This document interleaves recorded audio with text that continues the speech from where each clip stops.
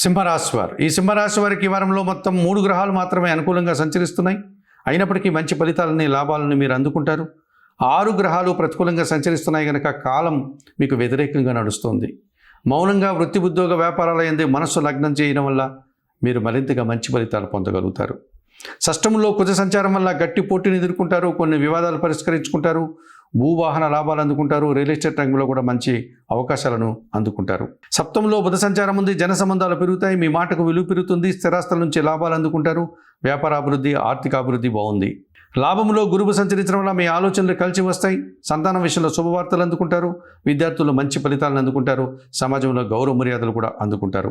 ఈ రాశి వారికి వారంలో మంగళ, బుధ, గురువారాలు అనుకూలంగా ఉన్నాయి. జన్మరాశిలో కేతువు సంచరించడం వల్ల ఒక్క విషయంలో నిరాశ, అశాంతి మిమ్మల్ని వెంటాడుతుంది. అష్టమంలో శని సంచారం వల్ల పోటీ ప్రపంచంలో వెనకడుగు వేస్తారు. జీవిత భాగస్వామితో మనస్పర్ధలకు అవకాశం ఉంది. అనారోగ్య సమస్యలు, ఆర్థిక సమస్యలు మిమ్మల్ని ఇబ్బంది పెడతాయి.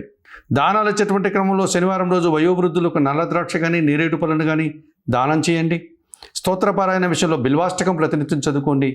ఆలయ సందర్శన కార్యక్రమంలో భాగంగా సింహరాశి వారు శివపార్వతులను దర్శించి నమస్కరించుకోవడం వల్ల మరింతగా మంచి ఫలితాలను అందుకోగలుగుతారు.